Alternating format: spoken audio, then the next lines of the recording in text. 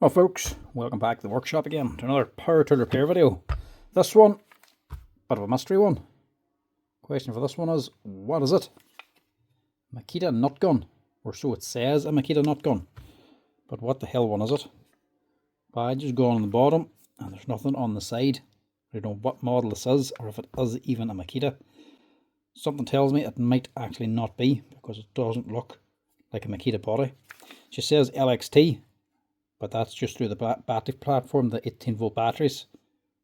But she looks like a brushless machine. Don't know what's going on with this one. I suppose we'll soon find out. We'll soon find out if it is a Makita. So she is actually running.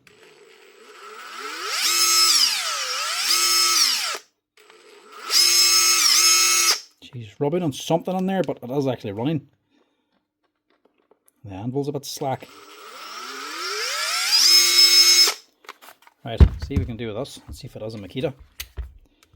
So she's LTX. So she's 18-volt battery platform and she's brushless. And she's the older version. I can't see anything with these little vent holes here. That's what's throwing me. Normally you can just look up Makita Nut Gun online, go to Google Images and just look up the different types and just match the body to the images on there. You can always tell by the little vent holes which way they are, what shape they are and where they're located. But I can't see anything with this.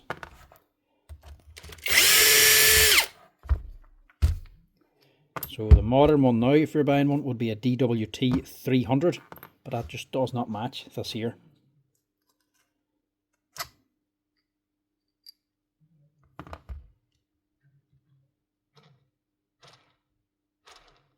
So that's turning alright. Leave that on for now, just to save the mess.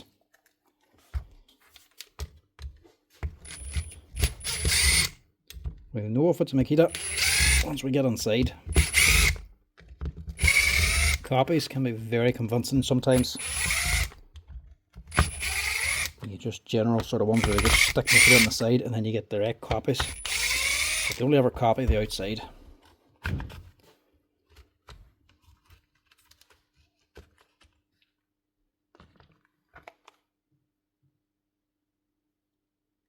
That's a genuine. I'll have to see what the hell one this is. We've got a bit of an oil leak anyway. I think we'll just clean this up a little bit. This is the beauty of brushless stuff. They generally do wear and last a lot better. So it's the same kind of wee switch off the Makita SDS drills. Nice wee fuse on it as well. Let's see if we've got anything with a part number on it.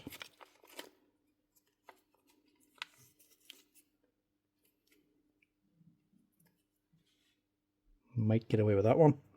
Or we can use the body. There should be a part number down in here. I'll look it up and see what model she is. Right, so this number give me nothing and that number give me nothing. But this number here on the brush cover or the end of it, 464850/9, that there says it's off a DTW 285. If you look at the breakdown diagram for that, it does actually show you this. So it's just an older version. The one before the 300 basically, so it's not coming up in Google Images anymore now, too old. But that's what says that matches.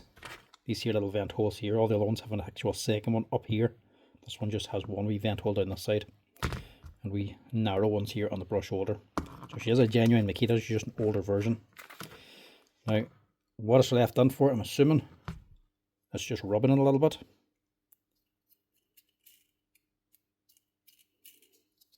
That bearing wouldn't be the best either.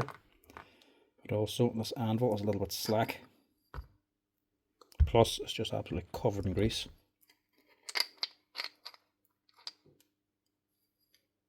The anvil is in a steel bush.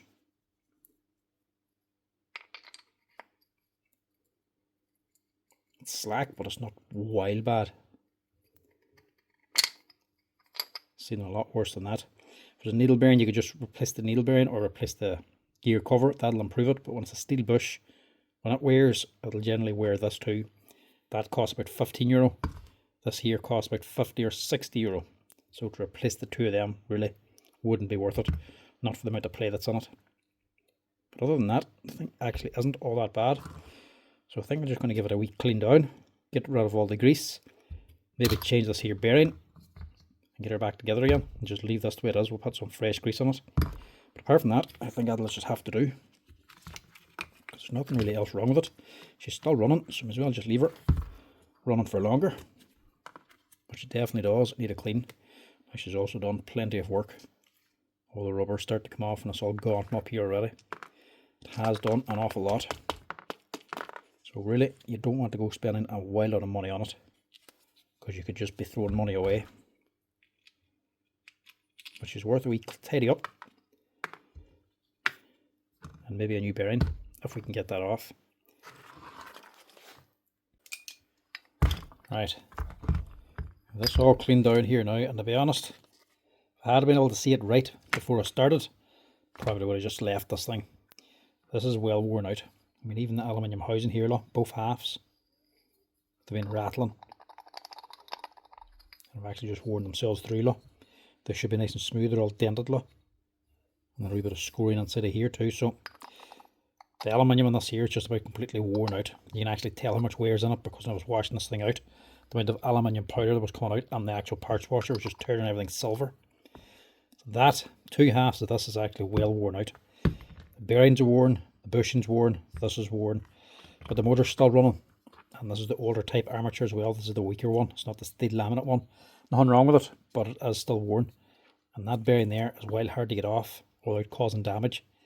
You generally have to grind them off, but then we tiny bearings there can cost up to a tenner. And I can't change this one anyway, because it's on behind this here gear.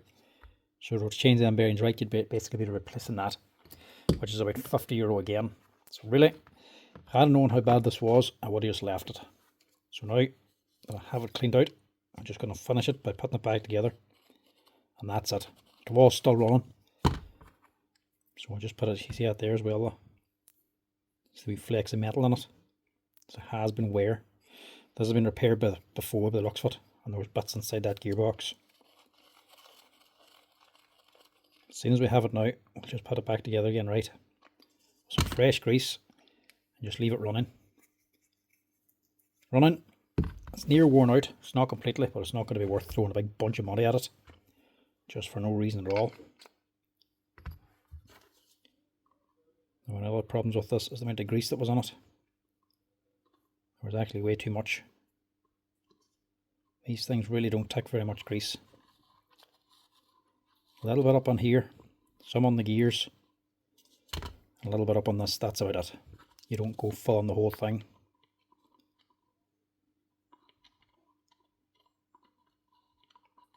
Because the more you put in, the more that just comes out. That's sitting there. I'll put a wee bit down on here too. Just in that gear.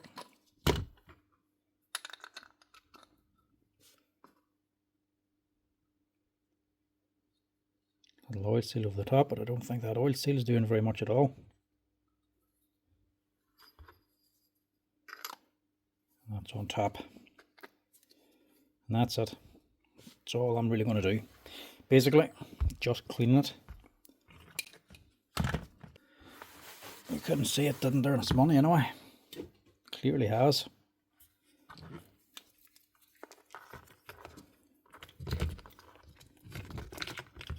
Just take this on. Start with a little light. Pop it on, tuck it on. And go to your switch.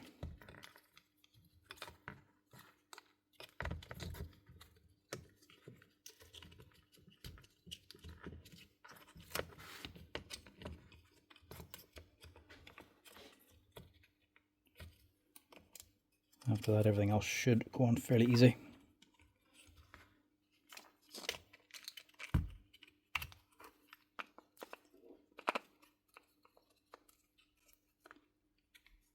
It's actually sitting a lot like the bigger ones, where everything actually just falls into place.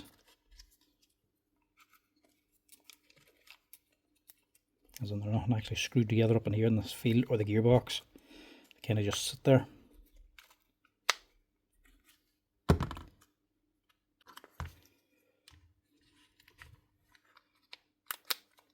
Now, this is just a cleaning job, that's it.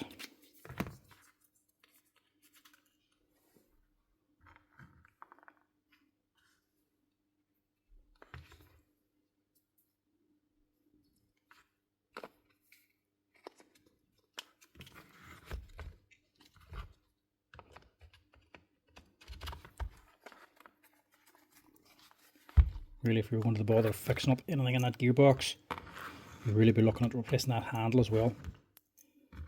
All the things is gone individually. They're not that expensive. The clamshell is only about €15. This gearbox front is only about €10 or €12. The gearbox back of the gearbox is probably about €10 or €20. And the anvil's about, not sure the price of the anvil actually, but the armature is about 50. Individually, they're not too bad. But altogether, they can be very expensive to replace it all.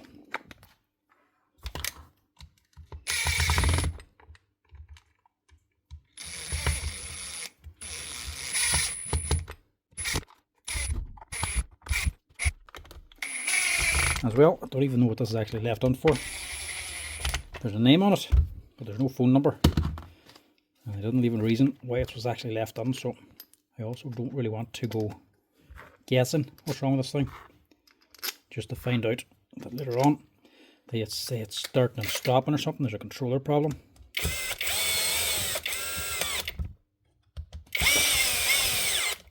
You don't want to go fixing some on a hunch if you don't have a number to ring the customer. Also, the top cover's gone on this. There's a wee perspex sleeve slides over and a wee rubber cap for up here. But they're always the first thing to get either broken or taken off. So they're always missing. Don't worry too much about them.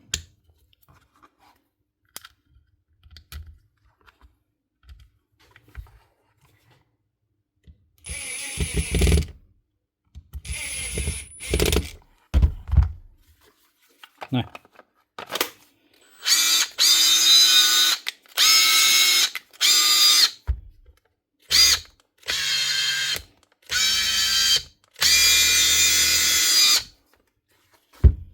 don't know if that's the rear cover or not. It's making a bit of a whining sound.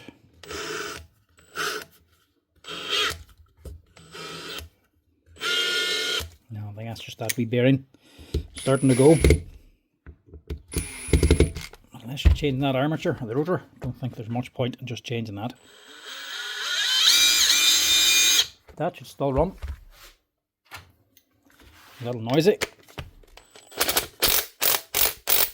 but she still works. I think it might just change.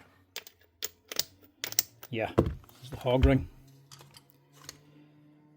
That's actually worn out, it's not holding anything.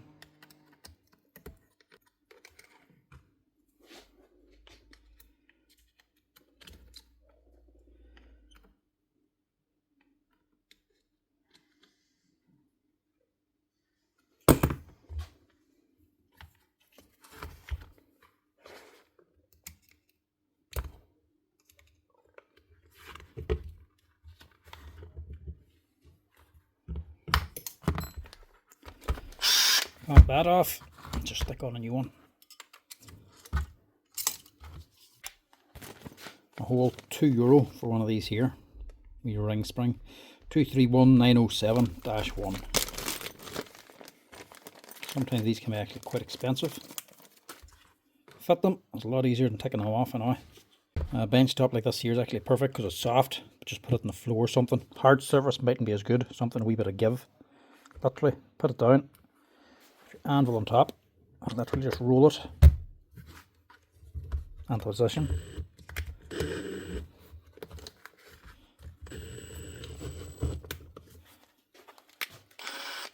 That's it on. And at least allow it to actually hold the sockets now. It's actually not as much give in that there as I actually thought. Obviously there's a bit, but not too bad. Anyway, that's her. Quick wee wash. New hog ring. That's about as much as I'm going to do to that. Bearings are also gone, but this whole aluminium is gone as well. The aluminium gearbox, plus all the little bits and pieces. That's it. The DTW 285 is what it actually was.